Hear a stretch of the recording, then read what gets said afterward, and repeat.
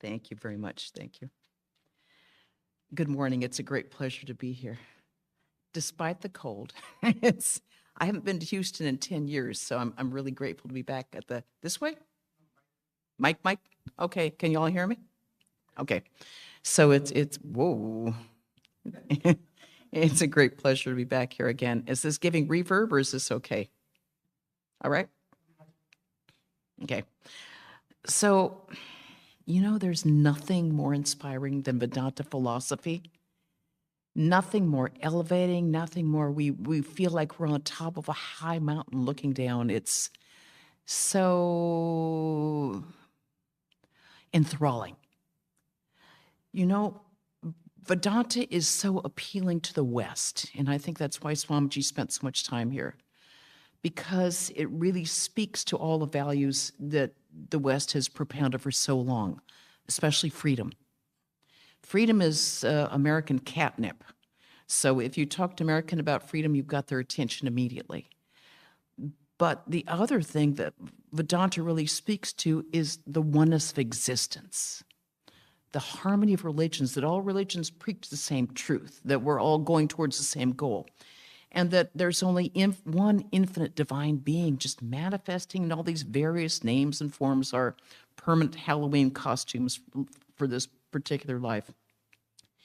And the other thing is the idea of karma and reincarnation. It takes away the question of why does God permit evil? It's well, it's not about God permitting evil. It's about karma. It's about us and our actions and our reactions and what we've done in this and previous lives, but also puts the responsibility straight on us and not on an exterior being.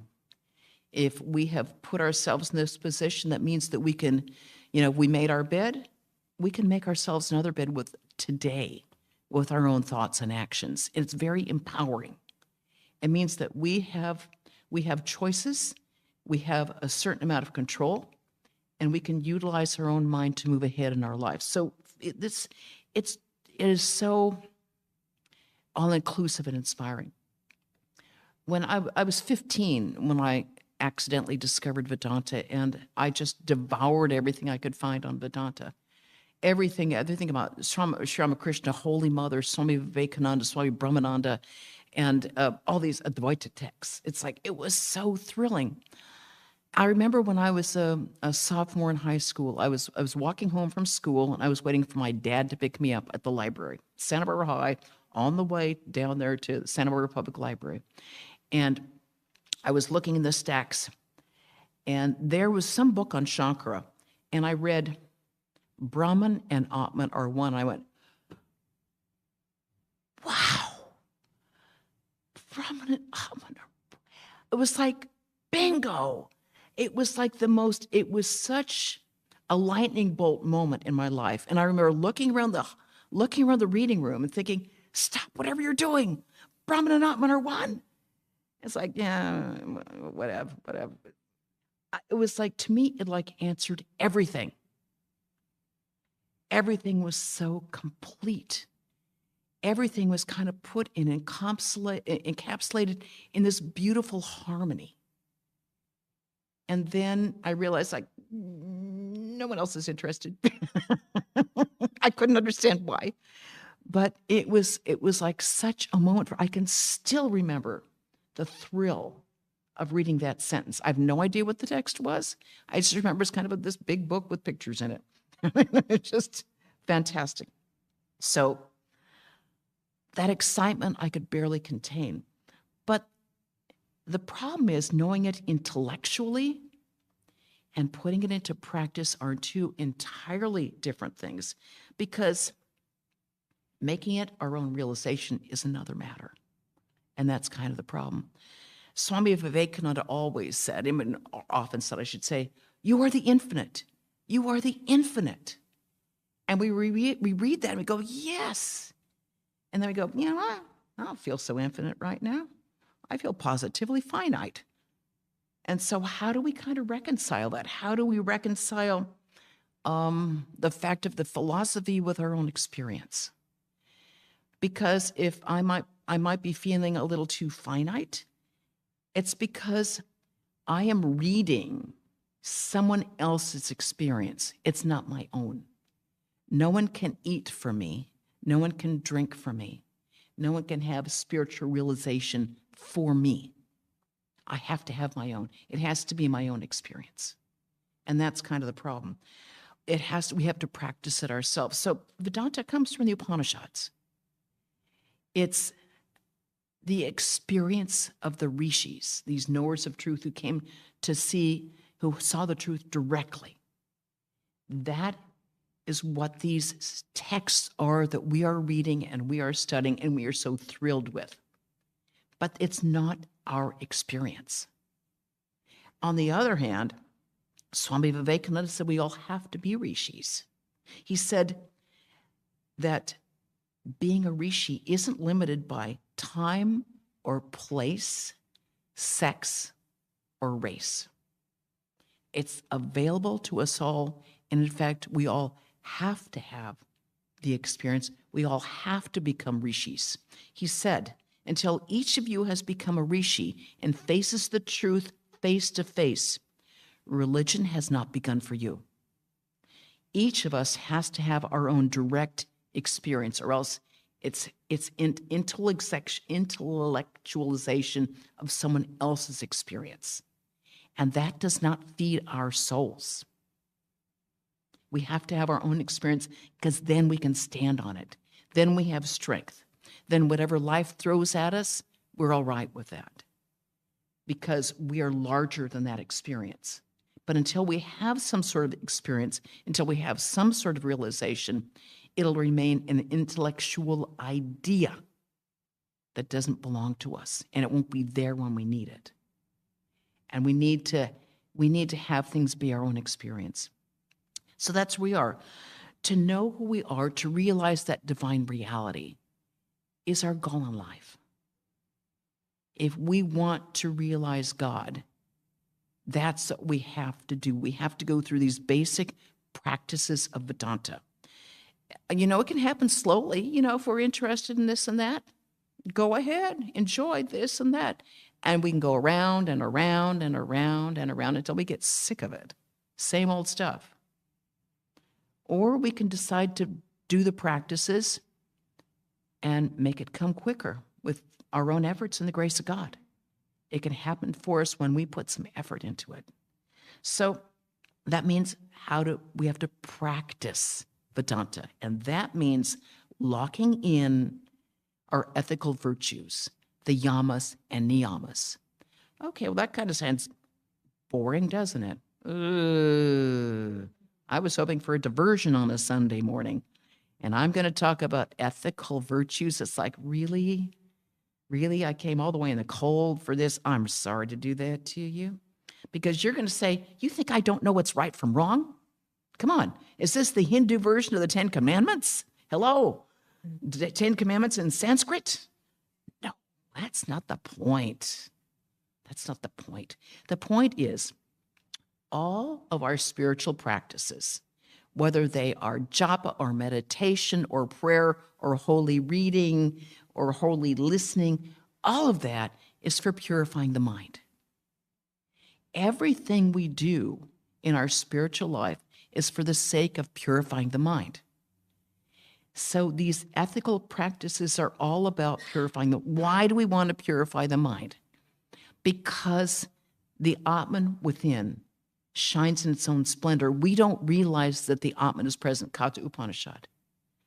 We don't realize that the Atman is there because of our own ignorance, lifetime after lifetime after lifetime. Ignorance. We have so many clouds over the sun of the Atman, we don't know that it's there. So when someone says you are the infinite, we go, yeah. Really? I don't feel infinite. That's the problem. When we start to practice or do our spiritual practices, when we do our ethical practices, when the mind becomes purified, then the Atman can shine forth in its own splendor. It's like if you're on a lake and the lake is completely calm and clear, we can look down, we can see the bottom. If it's a muddy lake If there's a storm on the top and the waves are there, you can't see the bottom. We can't see the Atman because of the quality of our mind, the restlessness of the mind. The restlessness is caused by desire.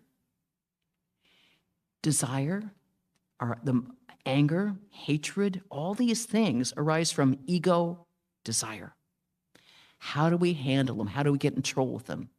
The boring facts of the yamas and the niyamas, which means work, which means practice, which means doing what we have to do. Okay, so Sri Ramakrishna said, pure mind, pure Atman are one. Okay, we purify the mind, done and dusted. It takes care of itself. The nature of the Atman is pure being, pure joy, infinite consciousness, pure consciousness. That's why, unless we can reach that state, and then we're not getting anywhere. And basically, we're not going to be happy. Hello. Everybody just wants to be happy. We can't be happy if we aren't in touch with who we are, which is that basic, pure, infinite being, bliss, consciousness. So, but we have to do the work first. Nobody likes to work. Everybody likes to have a good time, but we have to do our practices. So it's like we can pour Windex over our car when it's like we're trying to drive somewhere and you can't see out the windshield. You don't pour engine oil over it. You have to put on something cleaning like Windex. So impurities of the mind work like the engine oil. These ethical practices clean them up. And they seem kind of like boring. And the truth is, the ego doesn't want us to do these practices. Why?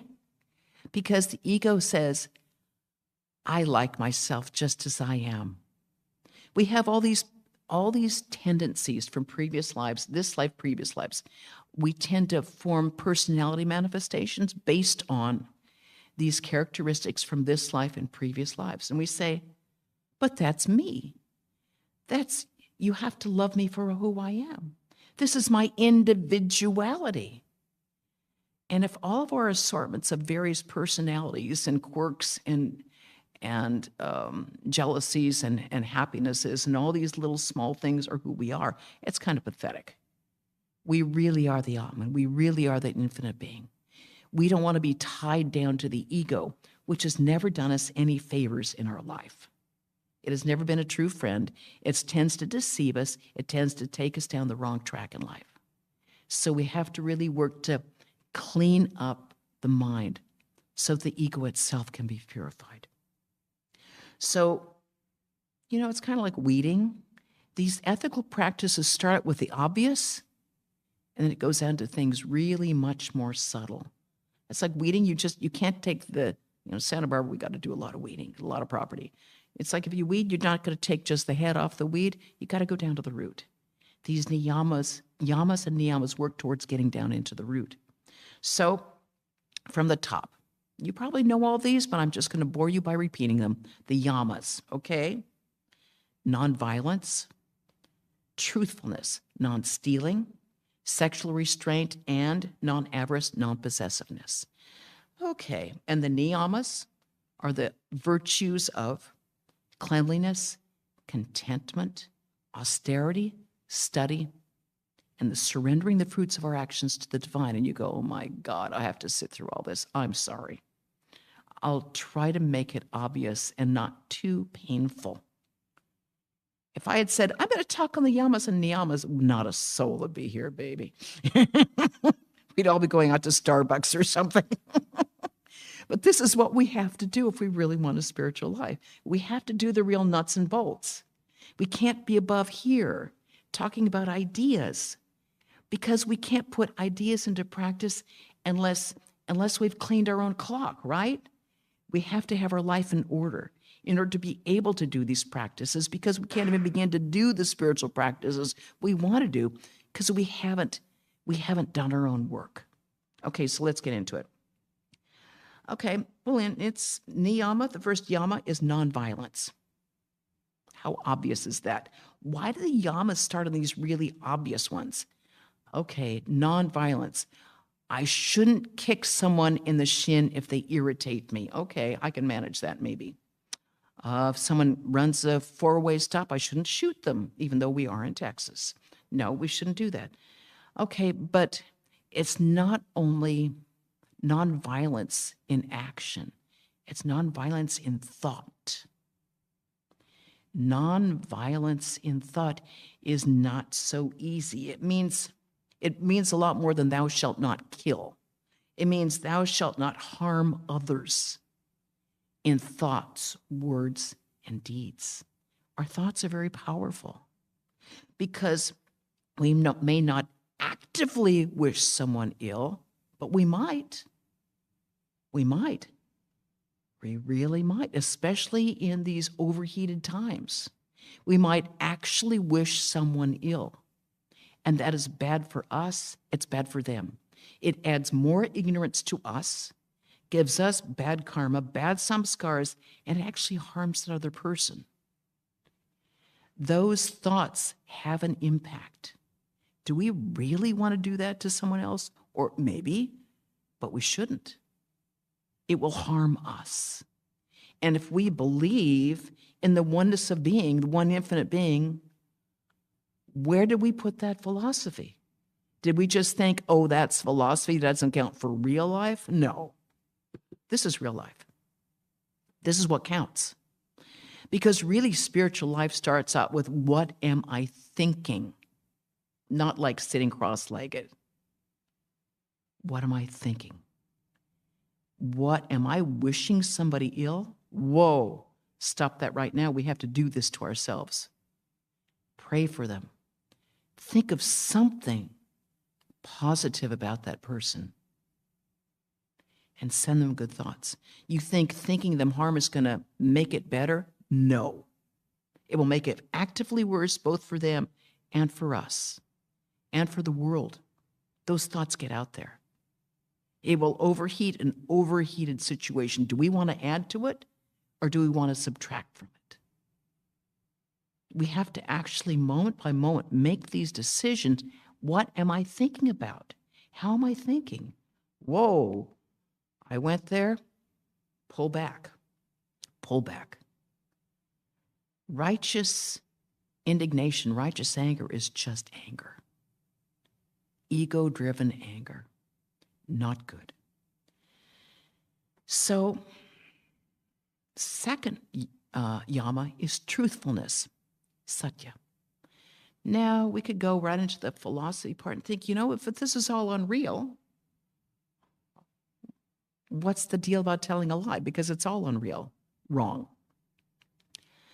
Satya, truthfulness, comes from the word sat, which is Brahman. Brahman is sat, chit, ananda. Being, consciousness, joy. If we tell an untruth, if we lie, we're cutting at the very root of being. We are disassociating from our real nature, which is Brahman, the Atman, infinite Sat. We don't want to do that. But the problem with truthfulness is not just this. It has to be thought, word, and deed. So Sri Ramakrishna was really strong about mon mok ek. The mind and the heart have to be the same. So we can't say something out here and have something different going on here. There can't be duplicity. There can't be hypocrisy. We can't say one thing and really mean another. We can't actively try to deceive others. No, it's still a difference between here and here. And that sort of bifurcation of our being, it doesn't work. It doesn't work. It's like petting a cat the wrong way. It goes against our very being. We have to really work. What am I thinking? What are my motives while I'm doing that? That's why people want to get into meditation, but they don't want to do the work before they get into meditation. It doesn't help. It doesn't help. It has to be done with all these practices, because otherwise we're going against ourselves. We're trying to swim upstream, and we're not salmon. We have to be able to do what we can do. So The third one is asteya, non-stealing. Okay. I don't think any of you are going to run out the door and go to Walmart and steal a pair of socks. Anyone feel a strong urge for that? Or a new pair of jammies after last night's cold? I don't know. But probably none of you are really actively thieves. But again, all these practices start blatant and they go into subtle and more subtle and more subtle. So it's like, okay, well, do we actually maybe want something that doesn't belong to us? Do we want our neighbors' fame, their money, their assured income, their car, their yacht, their boat, their ever so perfect kids that never get into trouble, never talk back? Do we want their ease in life? Do we want their nice house that isn't falling apart? Do we want their social status? Do we want their position? Do we want their authority? There's all sorts of things that don't belong to us, that belong to somebody else, but we want them. I wish I had that. Why does that person have that and I don't have it? It gets very subtle with these yamas and niyamas. We spend our life either wanting or not wanting, pulling in, throwing out. I want this, I don't want this. Bring me this, I don't want that. Come, all directed by this masterful ego of ours. Yes, no, yes, no. Strong ego. I want this. This person has it. I should have it. It's not often very blatant. It might be just a little resentment. How come they can say it? How come they can do that and I can't? The ego is so subtle. It just works all the time, grabbing at our heels, just trying to pull us under the water. We have to be so careful in spiritual life. It's really easy to covet others' possessions, and we don't even realize we're doing it. It's like, how come that person got an invitation and I didn't? And they can spend so much time just really going on about it. It's like, back off. And all of this is negotiated by the ego. Because intellectually, cerebrally, we know oneness of existence. We're all Brahman, united in and through Brahman. We love that idea. When it comes down to the ego, it says, no, mine. I want it. I should have it. You shouldn't. I'm more important. You're less important. I get that last piece of chocolate. Why? I'll think of some reason. I will give myself some excuse why I should have that last piece of chocolate. Not that you might not have had any. You probably don't even like chocolate. It's like what the ego does, the gymnastics it does to give us all these excuses for the ego to engorge itself is really somewhere between amusing and shocking. But we have to be aware of it. If we're not aware of it, we can't see where our spiritual life is going. Because our spiritual life isn't sitting cross-legged on the floor. It's not the time we spend in the shrine. What are we doing at every moment? What are we thinking of? How are we reacting? When our hearts are pure, and that will eventually happen, when our hearts are pure, we will find joy in other people's joy. We will sorrow at other people's sorrow. We will start to really identify. We will feel that. It won't feel like if somebody's getting something, that means I'm not getting something. It's odd. Some people think of love or the world or possessions in terms of a big pie.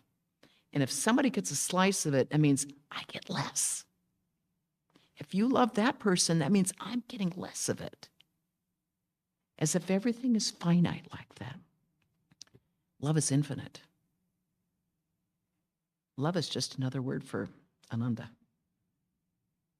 If someone is experiencing happiness, why should we not rejoice in that happiness? No matter how small that happiness is, why shouldn't that give us joy? Happiness is often very hard to come by in this world. And if we see someone happy, We should rejoice in it and not feel like somehow that's taken away my little slice of happiness, my little slice of possessions. They are happy with those possessions. Be happy. I'm happy that you're happy. And not feeling that we have to be, no, I know you took that away from me. People can be very petty, and the pettiness comes from the ego.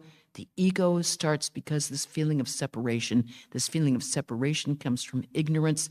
Ignorance comes from this impurity of the mind, which is why we're going through this boring bit of the yamas and niyamas. Why did Patanjali even go through these yamas and niyamas? Because this comes way before meditation. Why? You think you can sit and meditate? Hello? It doesn't happen that easily. We just sit down there trying to fight with the mind when we're not trying to remember where we left our keys or our phone. This is what happens because the mind isn't pure. The fourth yama is absolutely the least popular yama. You want to guess what it is? Oh, come on, you can do it. Brahmacharya. Yes. Sexual restraint. In America, it's just like it's the least talked about, the least popular, and the most offensive. Brahmacharya. Brahmacharya literally means living in the state of Brahman awareness, being alert to the fact that we are infinite beings, infinite consciousness, infinite joy, that we are the infinite. That is Brahmacharya. Okay, well, how come we don't feel so infinite, all that? What prevents us from realizing who we are? Well, we think of ourselves as a body-mind complex. Life after life after life after life, I am this and this. I'm the body, I'm the mind. And we might go into our yes, I am the Atman. When it comes down to it, we feel that, oh my God, someone calls you fat, someone calls you old, someone calls you something or other. How do you mean that? What? Yeah, don't ever tell a woman she's fat. You will get the reaction of a scorpion or that she's getting old, or a man that he's weak. We're or not manly enough. We get very strong identifications with body, mind, all this gender nonsense. We identify so much with this that goes very much against how can we think that we're the Atman if we're so identified with this and the mind. Swami Ashokananda was one of those brilliant swamis to ever enter this country or ever enter the order. At the end of his life, he had a stroke. His mind became very weak. His body became very weak. He was a strong Advaitin, a disciple of Swami Vivekananda. The most upright, like a lion of a man. There he was in a hospital bed in his bedroom, and someone came to him, his disciple said, "Oh, Swami, this is so sad. You used to be so brilliant." And he said, "What does it matter? I am not the body and I am not the mind." A lion. It's like, how many people can do that? How many people can do that? He lived that reality. So how do we? Very hard not to identify the mind. We'll go into, I'm sad, I'm depressed, I'm angry. Very easy to be taken away by the mind, the moods of the mind. Very hard to disidentify. Swami Sheshanand used to roar at us, do not identify with the moods of the mind. It's not you. Okay, what makes us identify with the body and the mind the most? Lust, sex. That's what does it the most. It is the body's strongest force, the absolute strongest force, and is the body's most intense experience, and it wrenches the mind away and puts it straight on the body. It's a very powerful force, and we have to be really clear and rational when we're dealing with it. You know, you think of all those celestial maidens in all the literature of Hinduism. The celestial maidens were, Urvashi, Ramba, Tilotama. And their duty is to go to all these sages so that they won't attain any more divine powers. They are to tempt them and they succeed. And their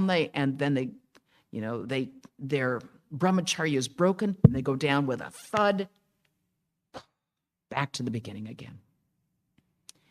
And the point is, the power of sexual attraction is so strong that it can bring down saints and sages who are we.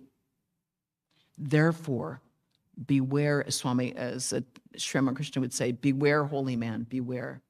Be careful, be aware of the power of sexual attraction. And that is why it's on the yamas. It's why it's one of the 5 yamas, the power of it. Now, it's the least popular of ethical practices, especially in the West, because of our belief that it's wrong in some sense. It's wrong to practice brahmacharya. A few years ago, a friend had gone to Lululemon, the big yoga place, yoga apparel place, and come back with a bag, a shopping bag, and it said brahmacharya. I went, what? Does that say brahmacharya? Good God, the last place with their yoga pants? Come on. So I looked online.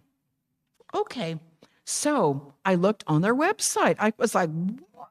So I looked online. It said brahmacharya, quote, is moderation in, get this, quote, French fries, cookies, and cigarettes. Really?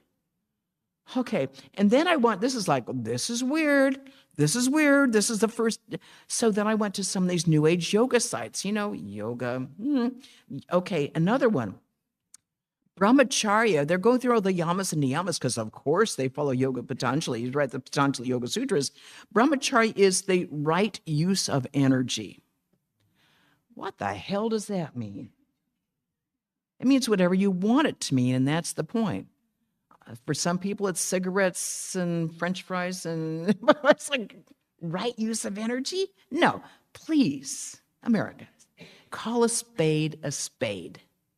Have the courage to do that. It means sexual restraint, which means for monks and nuns, complete celibacy, thought, word, and deed, period. No wiggle room there.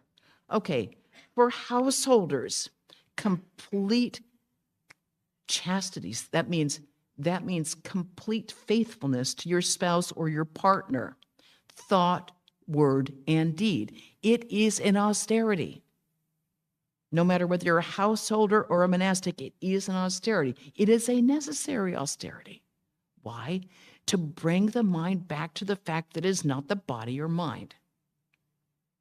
It's not a fun discipline. It's not meant to be fun. You know why? Spiritual life is not about entertainment. It's about knowing who we are. It's about finding that natural joy and light within our hearts. That is what we want. We don't need to be entertained out there. We need authentic spirituality. We need the real deal. The last yama is the weirdest, and that is aparigraha, non-acceptance of gifts. Come on, what's wrong with Santa Claus? What about my birthday? What could possibly be wrong with that? Well, sometimes a gift can possess us, that we either consciously or subconsciously feel indebted to whoever gave it to us. Subconsciously, we feel like we owe them something, and maybe they didn't even have maybe their motive in giving us something wasn't that sweet. Maybe they were trying to motivate us in a certain way. Maybe they were trying to gain our favor in some way.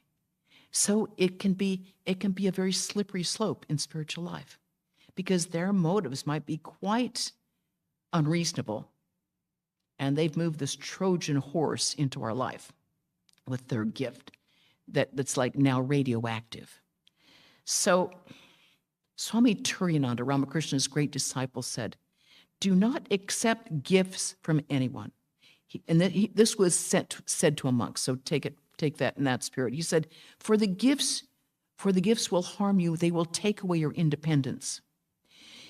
One alone can accept who feels no obligation, whose mind is not affected, who feels them as gifts from God himself.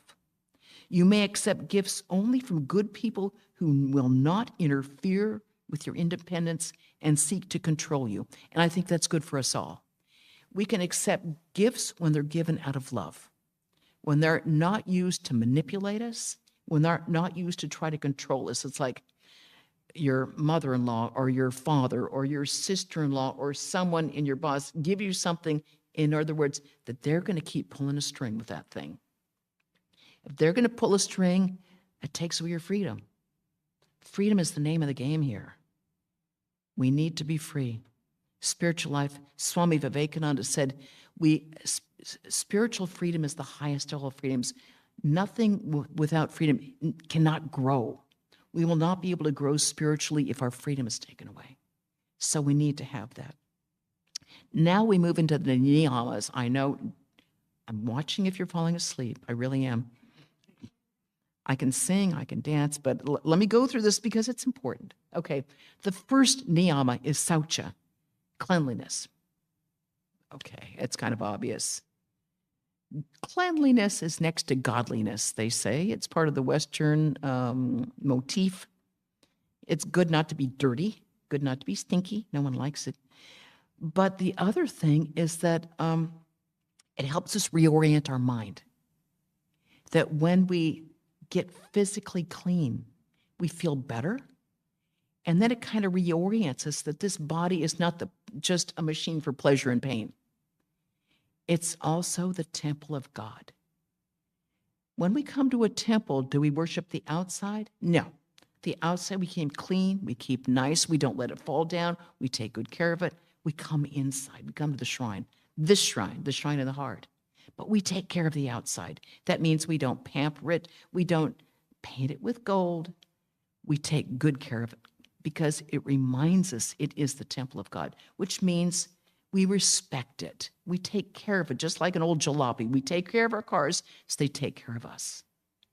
We don't baby it, but we do keep it strong and healthy so it can do what it needs to do, which is be our vehicle in this life. The other thing is the mind is very impressionable. So that when we come out of the shower and our hair is washed and we brush our teeth, we feel clean, we feel nice, we feel fresh. It makes it much easier to meditate because we feel clean outside, we feel clean on the inside too. It's a good way to start the day. And we feel cruddy after work, hard day at work, the mind is tired, the body's, if we can freshen up a bit, it's way easier to meditate that way. Second one, contentment, santosha. That seems kind of boring, doesn't it? Content, like a contented cows, right?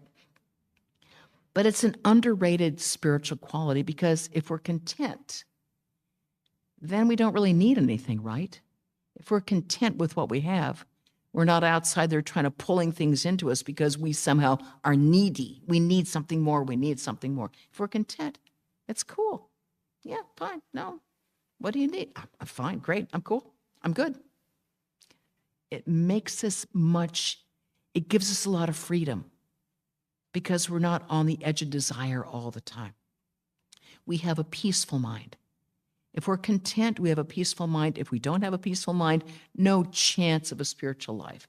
Because that lake that we were talking about, if it's all ruffled with desires and needs and envies and blah, blah, blah, we can't meditate because it's like, blah, blah, blah. It's like the permanent caffeine buzz. You have to let it cool down, calm down.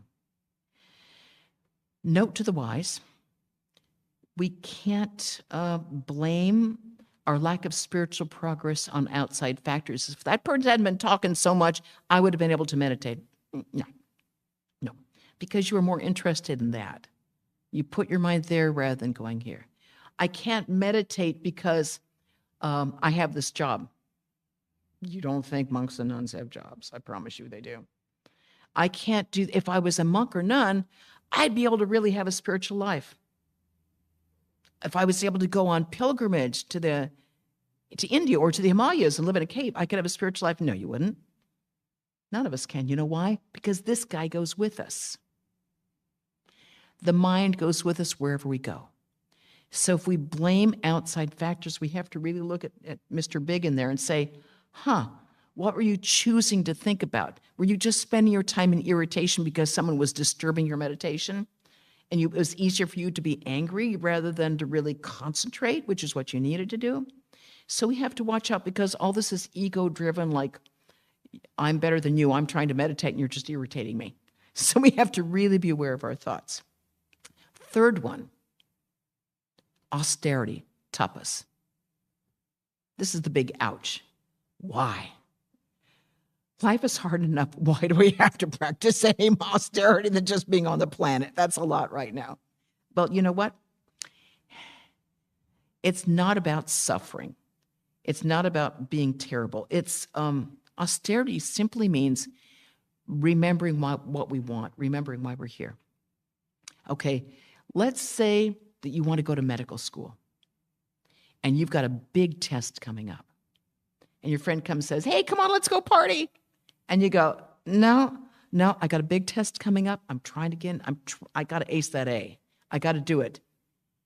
I have to do this. So you go ahead and party. I'm going to stay up and study all night. So for us, if I had been forced to go to that party, that would have been austerity, because I'm thinking, God, I need to study. That's us in our spiritual life. For us, it's not an austerity to do our spiritual practice, because I want something more in my life. I'm not content with just this pleasure and this pleasure and this pleasure and this pain and this diversion. I need something more. I want more depth in my life. I want a goal in my life. So if that's my goal and I keep my eye on the prize, that's what I want. That's not austerity. It's me doing what I want to do with my life. Okay, you're in the house, your mom or dad, your child is sick. Or you're in the house, your mom and dad are there, someone's sick, you got to take care of them. My dog is sick. Are you going to put a pillow over your head at night and say, good luck, I'm going to sleep? Or are you going to be up with them while they're sick? You're going to be up with them all night. You're going to take care of them. It's not an austerity for you that you're not getting enough sleep. That's called love. It's not tapas. It's not austerity. It's love, which is what spiritual life is. It is love. We do it out of love, not out of obligation and not out of avoiding it. It's about the love. We love that because this is the nature of love, because Thakur Maharaj Swamiji are all of them the nature of love itself. Why wouldn't I want to get to that? Why would I want to spend my life diverting myself with doing other stupid things? That's not tapas, that's love. I'm going to go to where I get the love. I'm going to go where I can get to what I really want out of life, which is some love, some meaning, some joy, something permanent in my life. That's not. I remember I was giving a talk on Vedanta to a college class. And after I gave the talk, I was taking questions and answers. This kid raises his hand. He said, so in your rules, is there a rule against drinking and dancing?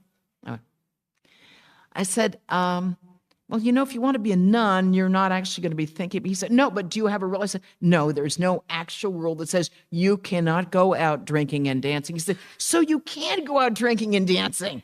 And I was like, but I don't want to go out drinking and dancing. He said, but you can.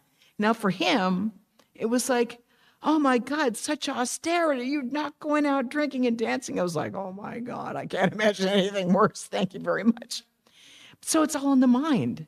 It's all with what our goals in life are. His goal was like drinking and dancing. And I'm like, oh, please, please. That's not what I want out of my life. It just shows where we want to put our mind. So austerity just means choosing the good over the pleasant, right? Shreya over praya. Choosing the good over the pleasant. And then at this point in our life, you know, we're really interested in spiritual. It's not like a contest. It's like, of course I want that, because I know that's what's going to bring me joy. The other thing is not going to bring me joy. This thing is going to leave me with a bad taste in my mouth or a hangover or just feeling bad. The other is going to bring me something I want. So the spiritual study, number 4, svadhyaya, the 4th niyama. Okay, it's not studying like studying for a test. It means self-study. It means studying the scriptures. It means japa. It means meditation. It means studying. It means vichara, studying our own mind, discriminating, discerning between what's real, what's permanent, what's impermanent, what's going to leave me, what's going to stick with me. All these are under spiritual study. Okay. So the whole thing, it's meant to keep all of these things, whether it's japa, meditation, study of the scriptures, studying of holy ideas, reading the Gospel of Sri Ramakrishna, reading the lives of holy ones. All these are meant to keep our mind at a higher level. All these are meant to force the mind up when it naturally wants to go right down there. One big slippery slope, keeping our mind at a higher level. So we need to take in things that are not going to bring our minds down to a lower level, which means avoiding things that are going to incite in us hatred, anger, lust, greed, which means watching what we put in this universe here.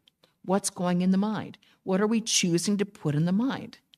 It's like we can't say, okay, I really want to be a spiritual person, but I'm reading all this garbage.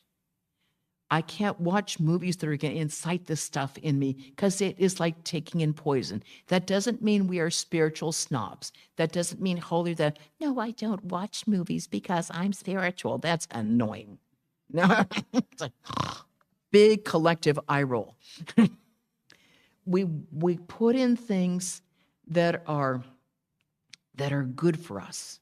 Watch things that are inspiring. Watch things that are entertaining. Watching things that are inspirational and are also educating. Education is good. We keep current in our newspapers. We keep things at a good intellectual level. But we don't go into pornography. Hello, we don't go into gratuitous violence. Everything that we put in stays in.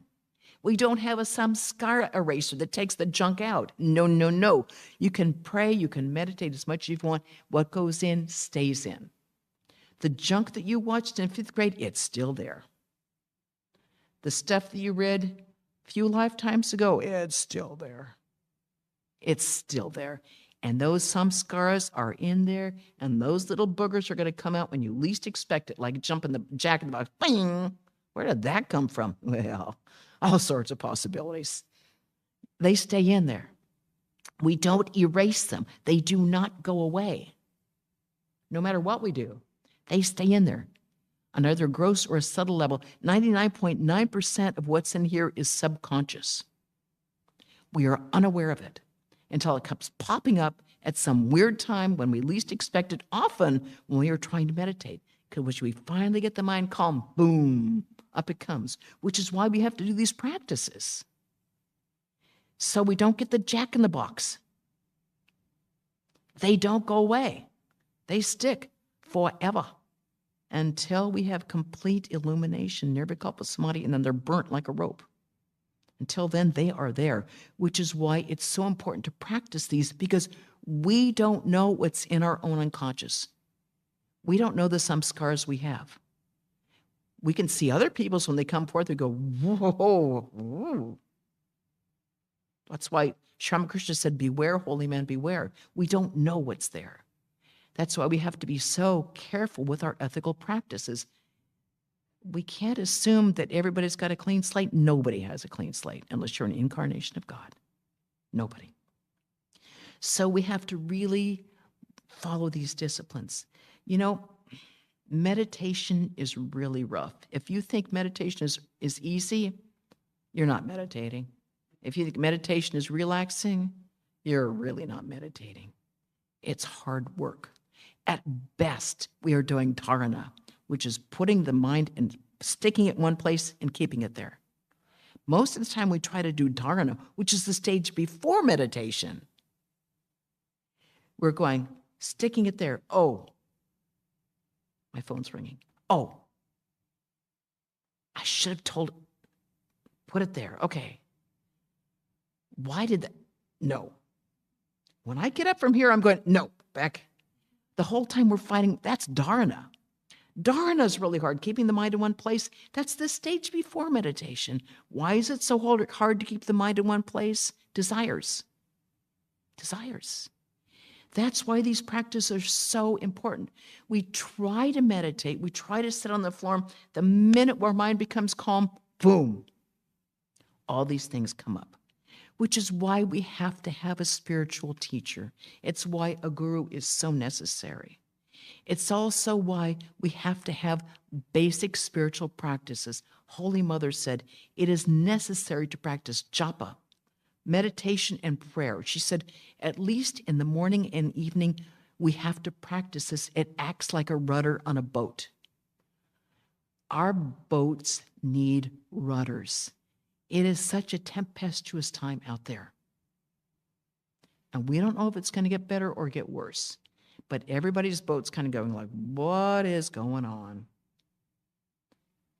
And if not something big in the national or international thing, there's always something that can come up in our lives when we least expect it. Someone dies. What? Someone gets hurt. What? We don't know when a page is going to turn in our life, and that chapter is over. And we start a new chapter. We didn't want that chapter to end. It's gone. You can't retrieve it. What happens to our spiritual life? Well, unless it's developed, it won't be there to support us. Why these practices are so necessary, why Mother really emphasizes japa, meditation, prayer. So meditation is not zoning out. It's not going into cat space. It's not relaxing. So we really, really, really, really, really have to have a mantra, a real human being. You can't make up a mantra. You can't pull one off the internet or read it in a book. I mean, you can. It just won't do you any good. I mean, it's better than nothing, but it doesn't have the power in it. The mantras given in our order, by the swamis of our order, by the nuns of Sardamat. I'm associated with the Ramakrishna order. Those are powerful mantras they come directly from Sri Ramakrishna. All of his mantras he taught directly to Holy Mother. He taught her every mantra, so their disciples all have those mantras, and that spiritual power that comes through Ramakrishna, Holy Mother, go directly into their disciples, which to go directly into their disciples. So in our order, we have spiritually great teachers who can give empowered mantras that will give us the ability to finally calm the mind down and meditate, because those mantras are infused with spiritual power that come directly from Sri Ramakrishna. That's no joke. It makes it so much easier to meditate with a mantra that is empowered by an illumined guru. Because if you don't have a human spiritual teacher, a real guru, you know who becomes the guru? One guess. The ego. I don't need a guru. I can do this by myself. I will. You know, that guy isn't our friend. That ego is not a friend. It hasn't led a very sanctified life. It's done nothing but try to aggrandize itself. It's a fat little booger. It's deceived us our whole life. Why do we trust that bum? We can't.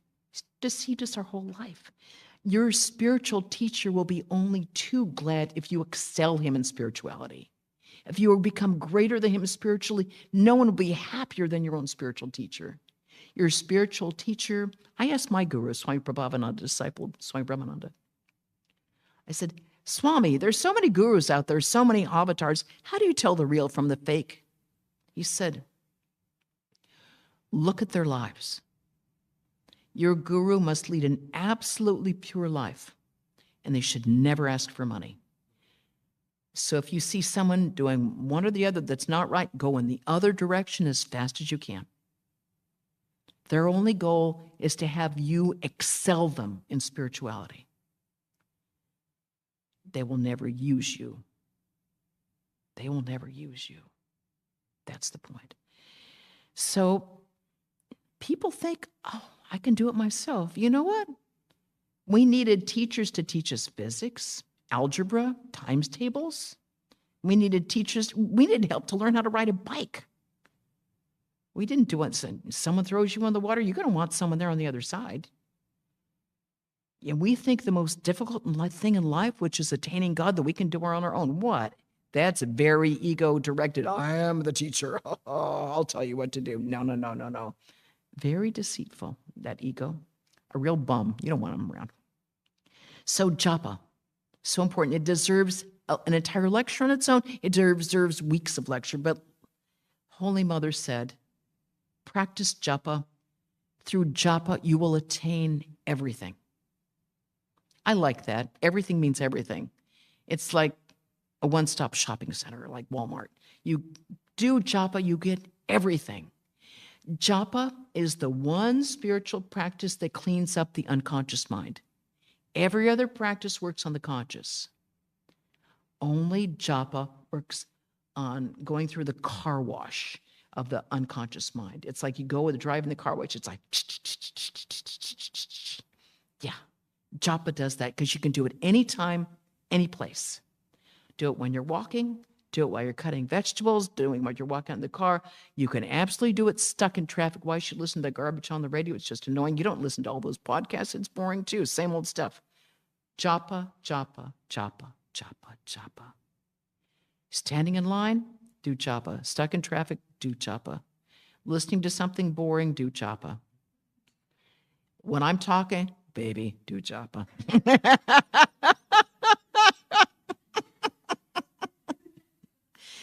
It is the end all and all. It purifies the mind. It's great. It's more powerful if we can do it when we're meditating.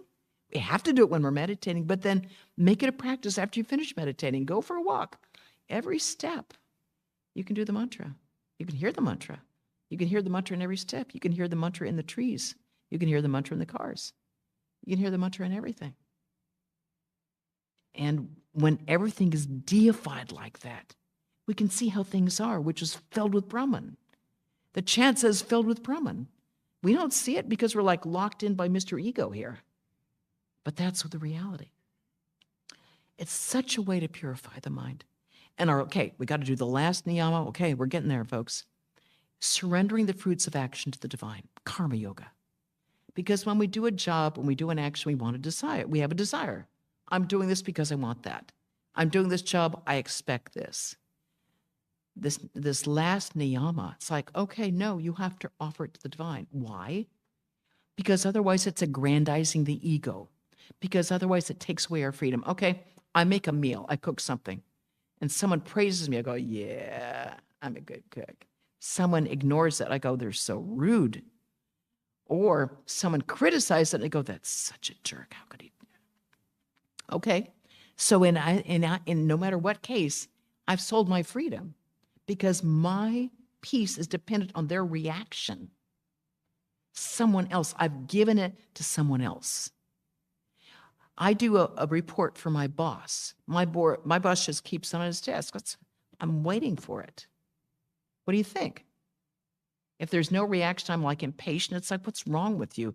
A good, like, oh my, thank God, my day is made. I'm happy. He doesn't like it. We're angry. We're fearful. We've given away our freedom. But karma yoga, and that last niyama is okay, we do it, gone.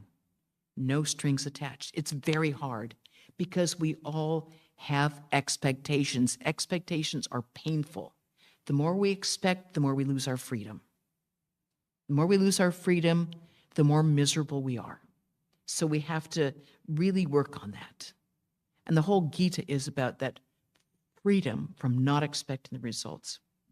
So it really talks about no matter what we do, whether we're cleaning the garbage, cleaning the toilet, taking out the cat box, making lunch, working on a car, doing brain surgery, cleaning the temple, cleaning the shrine, same exact mind doing everything.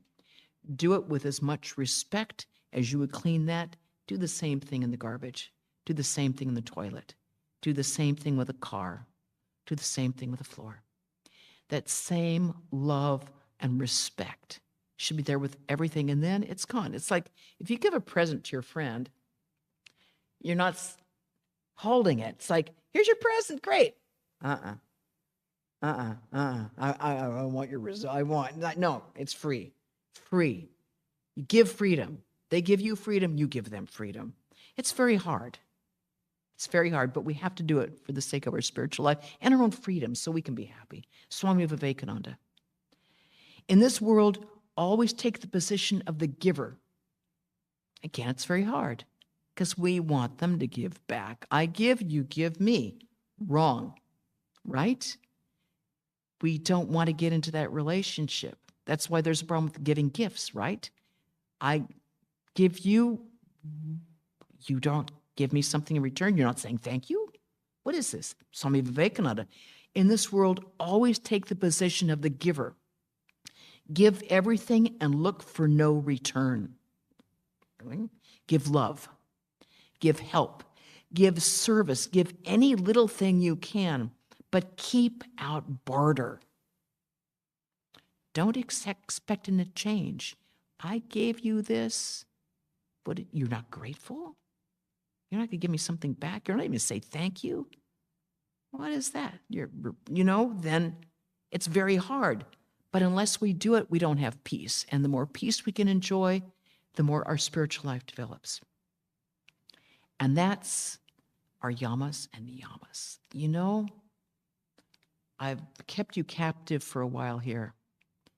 All I can say is I hope some of this is helpful for you in developing your spiritual life, for you to have the impetus to really continue and work through it, and to please come again, come back to this place and enjoy the peace that we can have here.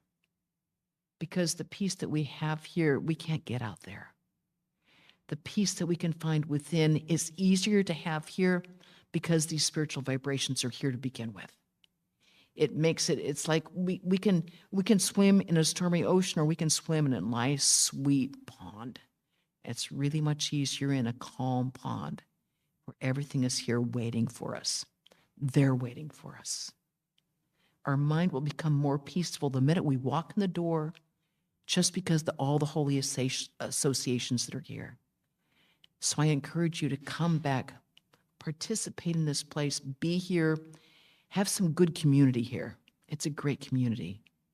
So I'd really encourage you to do that and to find really healthy, helpful friendships here and enjoy the company of these great ones. Thank you. Oh, I'll close with a chant. Okay, I'll do it the right way. If you know the chant, join with me.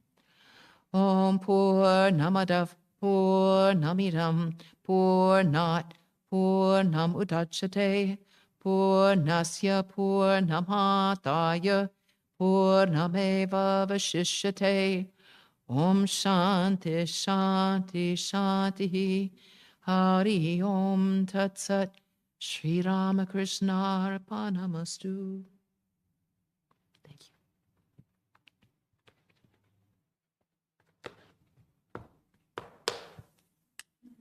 Thank you, Mataji. This was exactly what we needed. Boring. And so necessary. So we'll have some Q&A. We only have Mataji for today, so we're going to go as long as you want to go to have the conversation. And this is the time to ask the questions that are in your heart. So please, we have the microphone, we have the time, we've got her captive. So state your name and ask your question. Brief is beautiful.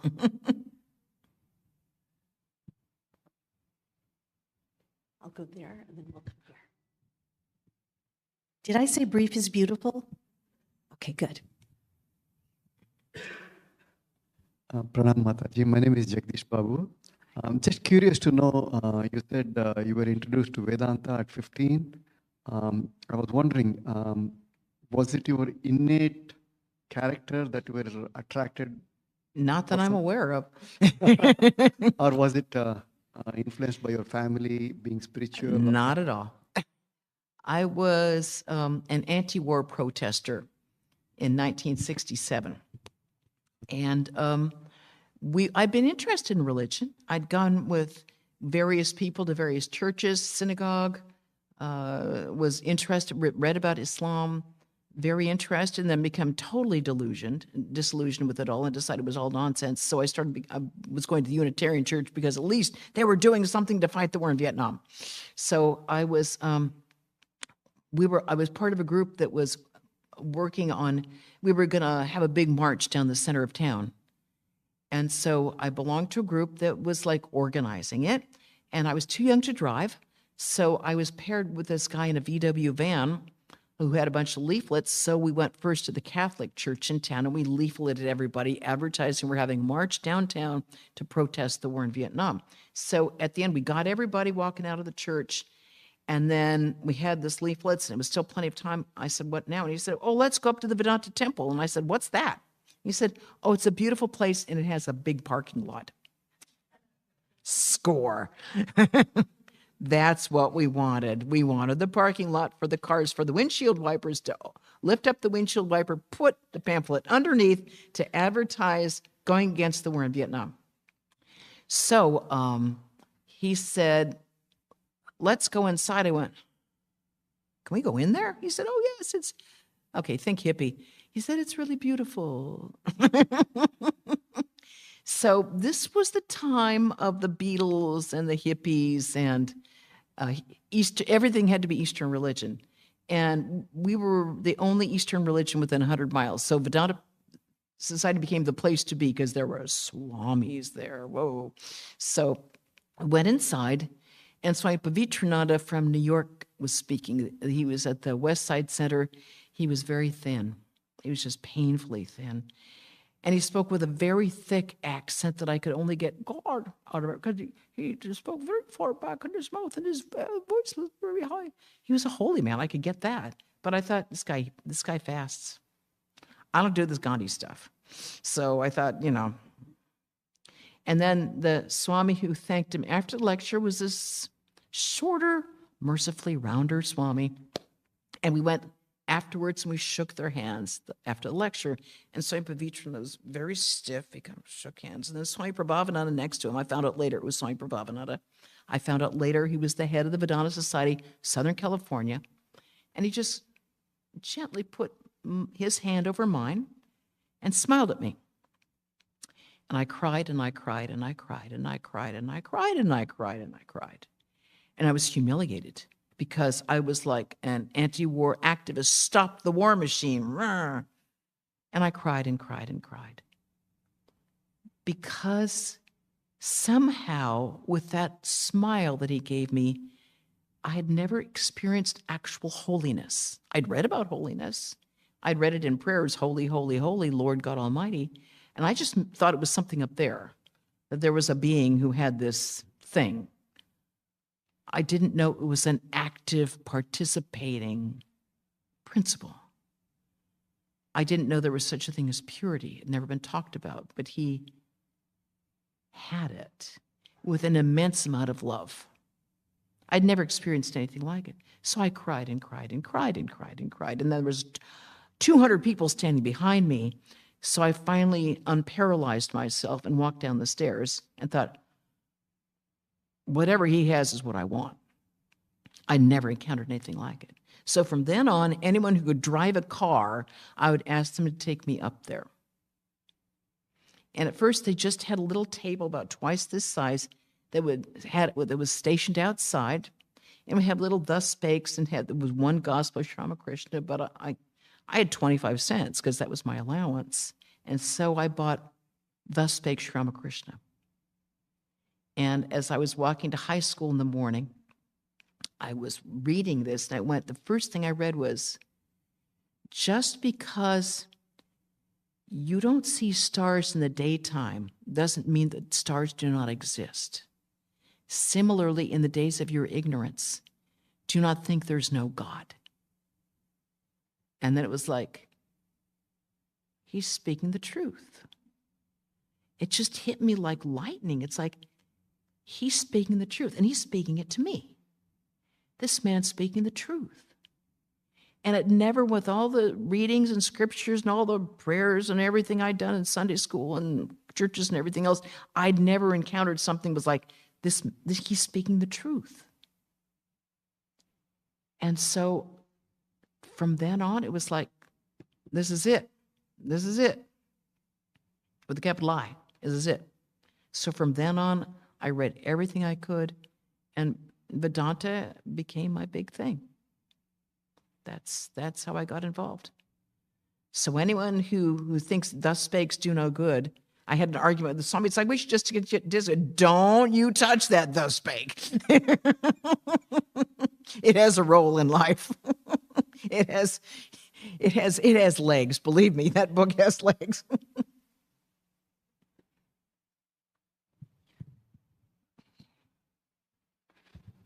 Pranam Mataji. My name is Shakuntala. My question is on japa. You said how Yes. important japa is. But I found myself, even during meditation, the mind is on autopilot. You know, the japa is going, but my mind is doing something else. Yep. So will there be, does it need more time? I mean, will time solve the problem where the japa is actually devotional, not just a mechanical? Well, time, the moods of the mind, and actual practice. But the fact that you're aware that the mind is wandering is very good, because you can go for an hour like that and think, well, I did my meditation, then you realize, oh, actually, I played the menu. It's very easy to go into autopilot. But even with that, you're still getting benefit of it. And just to remember, it's like, okay, bring the mind back, bring the mind back, bring the mind back. It's still purifying. But still, to keep aware that's like, okay, what am I thinking about? Very important. Yeah, it's a very normal thing to happen. But the mind has been doing its own thing for how many lifetimes? And we don't tend to watch the mind. We don't look at our thoughts until they get in the way, until they become a problem. Then we start to look at them when they've overwhelmed us. So we have to really be aware of where the thoughts are going. So to be aware of where the mind is going, it's like, okay, I'm going to put that one down. Swami Sarvagatan has good ones. Just tell the mind, I don't have time for that now. It's like, I'll deal with that later. Yeah.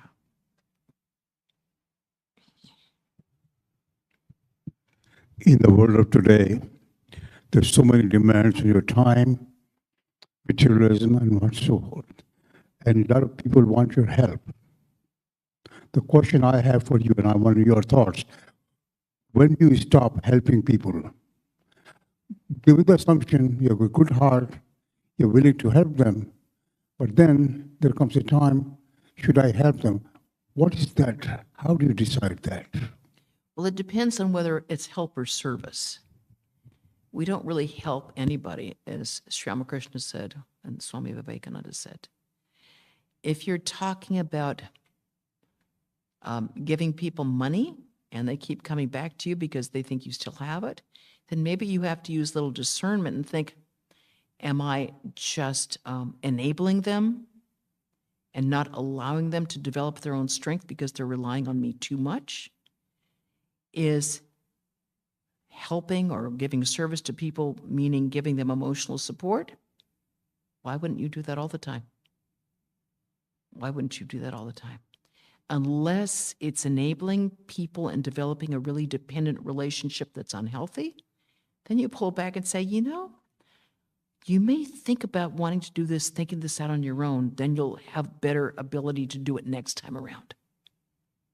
But we have to really use our analysis and say, what is this person's needs? Can I be of real service to them, or am I getting in the way of what the best service is for that person? We should try to be as generous as we can.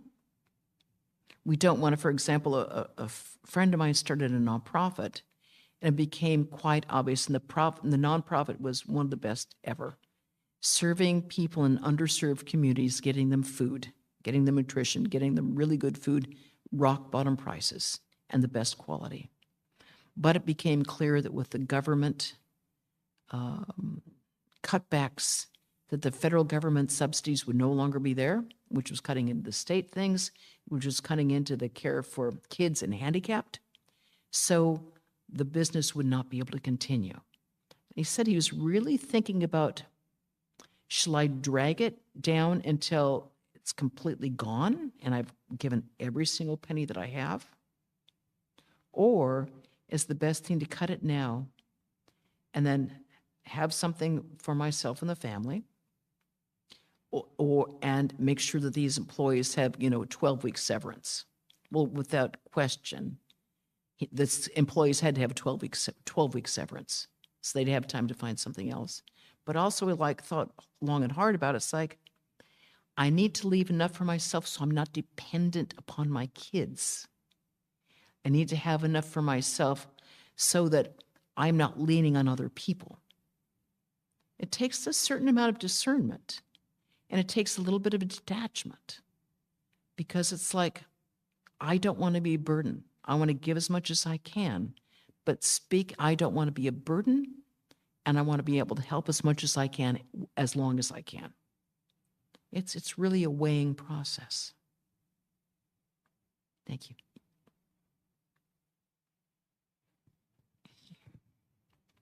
Hi, my name is Milind Fetke. Namaste.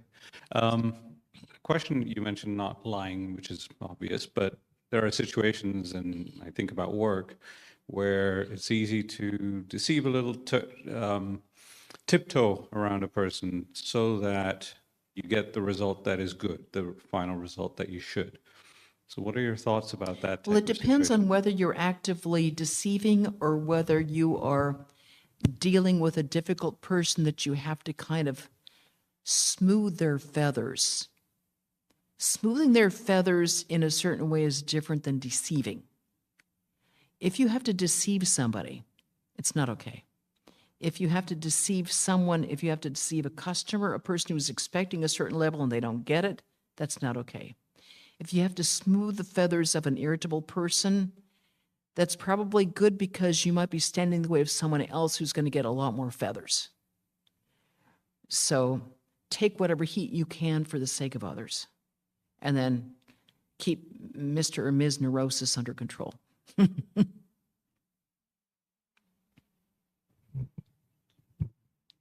Hi, and thank you so much for today's talk. My name is Elizabeth, and I grew up in Santa Barbara County. Oh, wow. Where? Yeah, the San Ynez Valley. Oh, horses. Yeah, Ostriches. and wine. Yeah, right. Something that struck me during your talk was how you spoke about the ego, and excuse me, as sort of this thing that maybe pops up as almost this like big boss every so often, or maybe very frequently.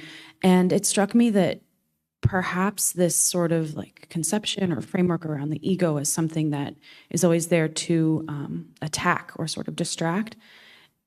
It struck me that, is that almost like assuming that something that's an inherent part of you is some sort of violence against you?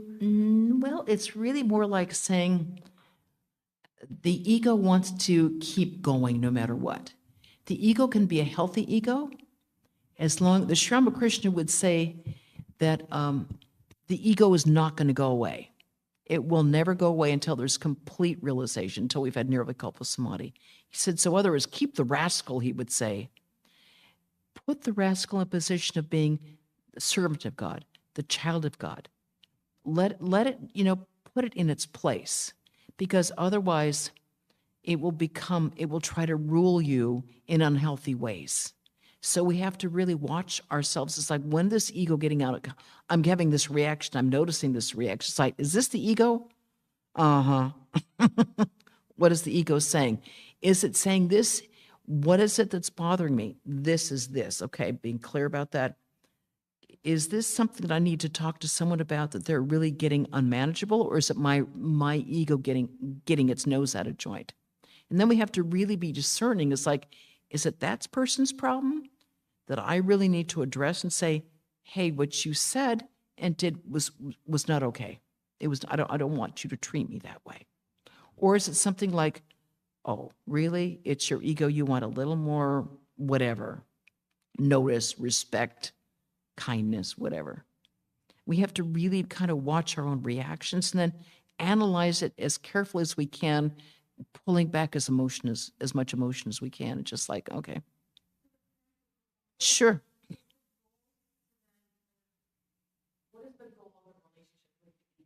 The relationship is to make it subservient to our will. That we tell the ego, you are the servant of God. You are the child of God. You're not here to boss over other people unless that is your role in life. You are to take an attitude of humility and kindness. Give the ego a role that will make it know where its place is in life so that it doesn't rule you when you least want to be ruled. Because the ego can deceive us a lot. It will say, why is that person saying this to me? Why don't I have that? It's like, why do you want to have it? Why do you want to have it? And then really analyze yourself.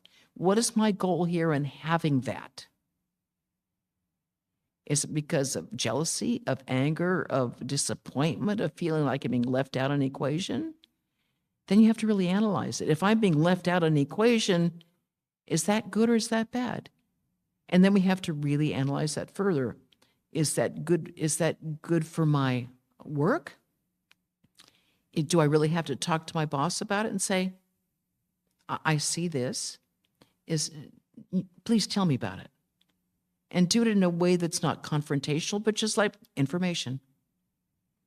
But to really analyze it and analyze it as kindly as possible. And then watch the ego, see how the ego responds. Because the ego is going to say, me, me, me, me, me. You did this, I'm wounded. What is wounded? What is wounded? We have to really be careful because the ego will deceive us. So we have to really remind the ego what its place in life is. You're the servant of God. You're the child of God. You're here to serve. You're not here to rule. It takes a lot of discernment. And it takes a lot of really looking at our own motives. That's really key, looking at our own motives, looking about why we're reacting to things.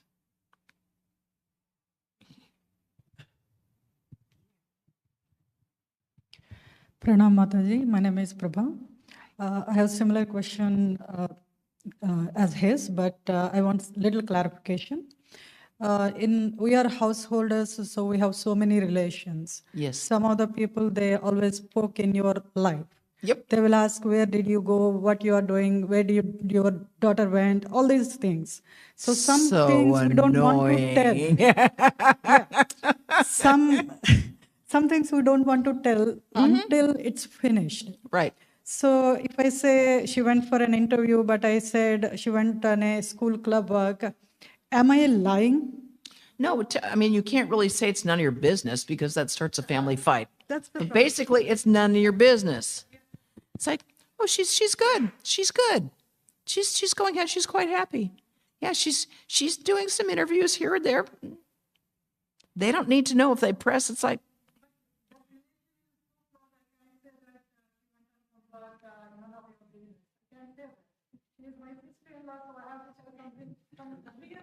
oh, you might ask her. It's like, you're awfully interested in this.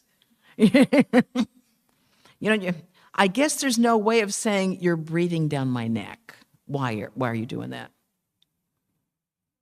It's a tough one.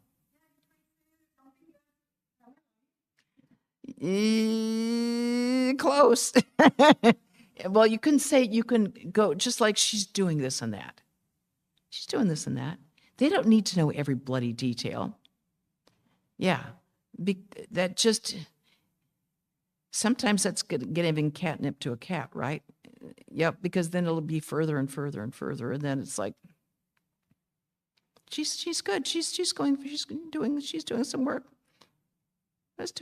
Just be as general as you can and make it really clear that's all you're going to give her. That's all you're going to give her. I'm going to give you something general because I don't like you poking your nose into every single thing of the family. It's not healthy. Yeah. Just be general, make it clear it's general. With a smile. Bless her heart.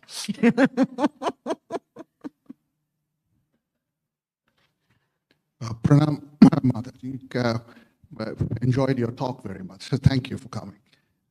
My question is related to the to the ego Yes. that you talked about today. And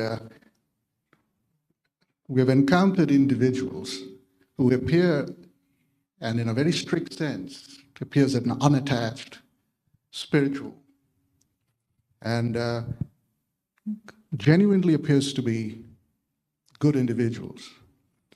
However, many a time, or most times, they're not willing to accept faults of their own. Human reaction. And I believe, from what I understood, it is the ego inside that is playing in the response, I believe. Am I? Well, you know, it's hard to say. I remember Swami Prabhavananda was asked a question about a monastic disciple of his that had attained samadhi. He was a saint, well known to be a saint. The Swamis in India revered him for being a saint, a genuine, homegrown Yankee American saint. But he had his peculiarities. A friend of ours who wanted to serve Swami Prabhavananda, had the chance to serve as guru, was taking a plate of food to him to serve him, and this American Swami went and moved him out of the way so that he could serve the Swami.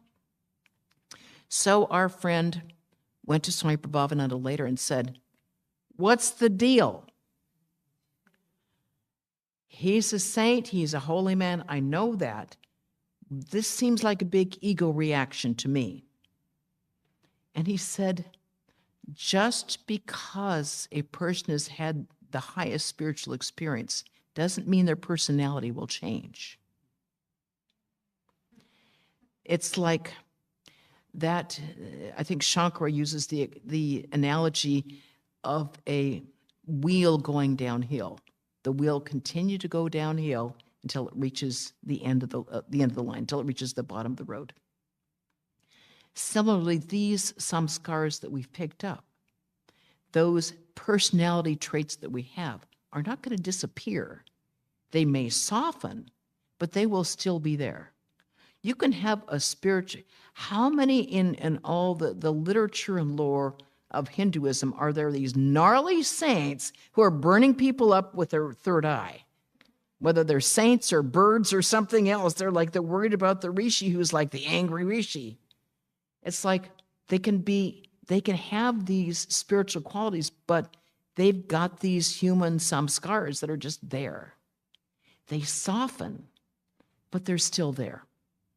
So definitely, we can easily see faults in others that we can't see in ourselves. It's just human nature. It's painful. Yes. So, Mataji, will you take one more question? Yes. Is it time? We're going to take the next question. No, you've got it. Okay. My name is Raghavendra Rao. You mentioned about year 1967. Mm-hmm. It's a long journey. This is 2026. Yep. Okay, you also mentioned about japa for mind purification.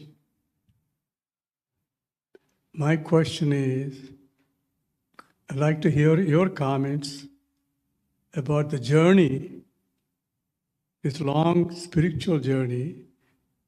What happened? I want to hear your comments. And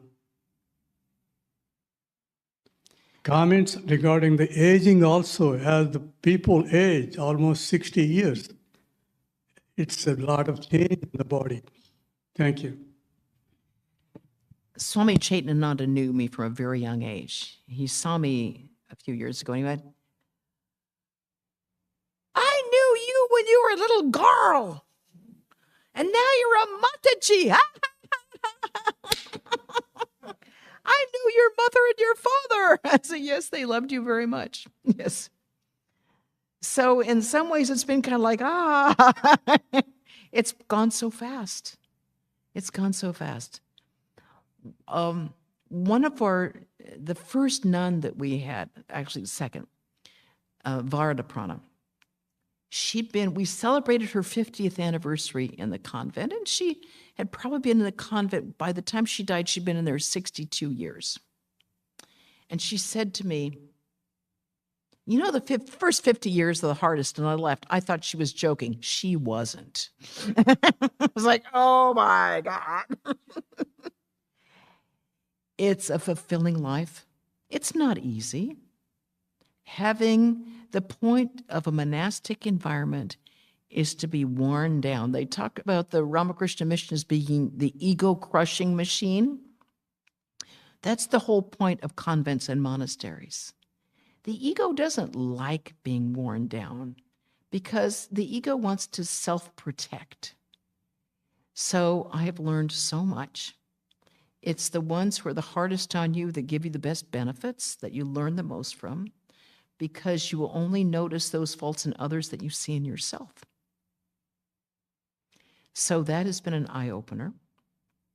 It has been a joyful journey. I can definitely say it gets easier. I can definitely say I can see the road ahead. I can definitely say Thakur and Mother are real. Their grace is real. That their presence on earth is real. That prayer works. That japa is very effective. And that it's worth it all. It's worth it all. Worth it all. You're too young to know the old American song, what a long, strange trip it's been. It's been very, very fulfilling. Last question, Mataji. Pranam Mataji, it's me again, Jagdish Babu. We have a tradition in Hindu tradition, what is called as after a certain age, we have to go to Vanaprastha ashrama.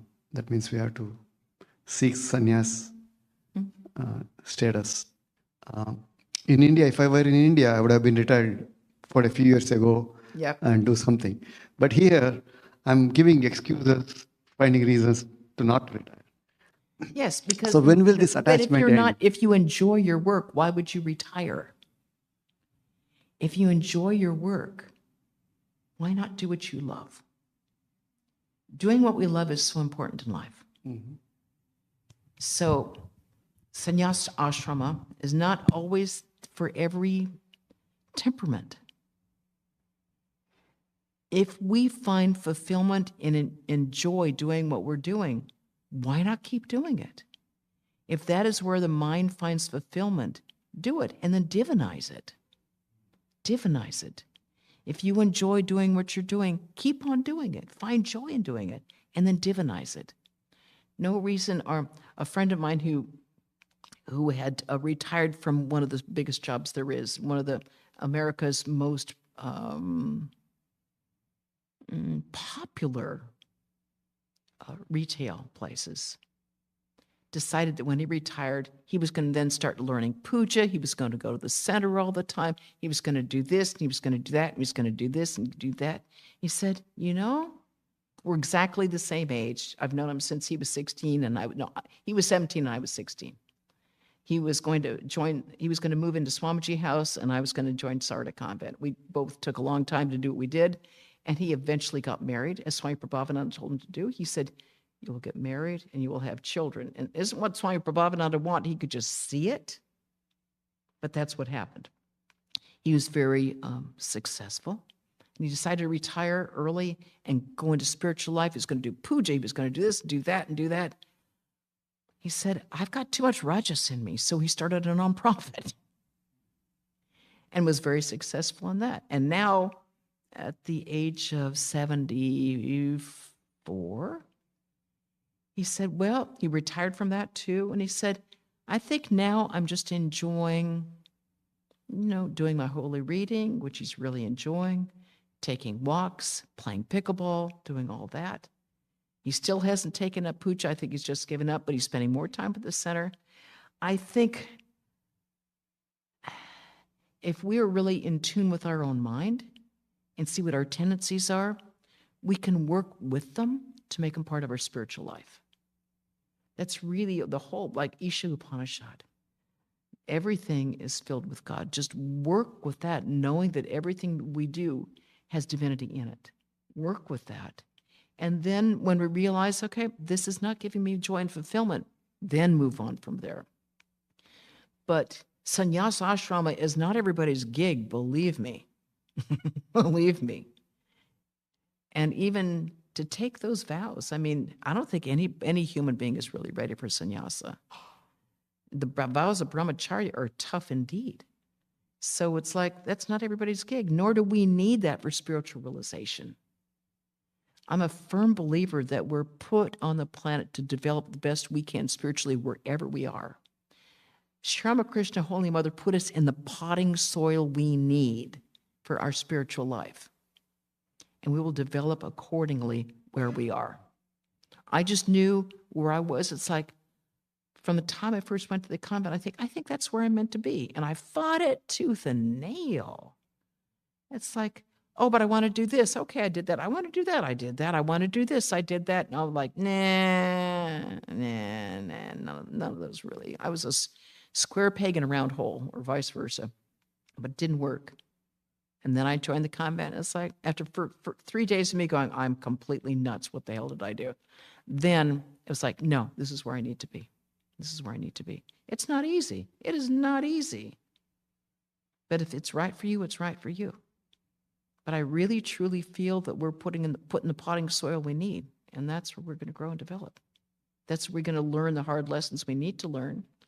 And that's where we can really flourish if we feel we're in the right place. And you obviously do, or you wouldn't still be there.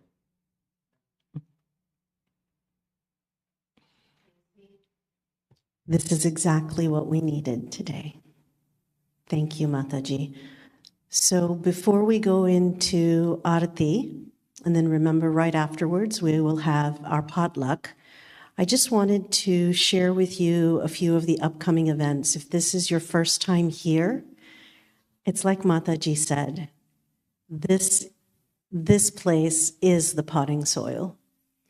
Please keep coming back. Stay connected with us. Let us be a part of your spiritual journey and then help us even in our own. And we'll continue this conversation over lunch. So in a few weeks, we are going to have the Ramakrishna birthday celebration, Saturday, February 28th at 10 a.m. A couple of upcoming treats. So keep in mind, whenever we have a Swamiji and a Mataji come visit our center, it's a treat. So our next treat is our beloved Swami Mahayogananda from the Hollywood Center. He will be here February 26th through March 9th. In a couple of months, we are going to have Swami Ishatmananda from Chicago come over Memorial Day weekend. In June, we're going to have Swami Sarva Priyananda, June 25th through June 28th.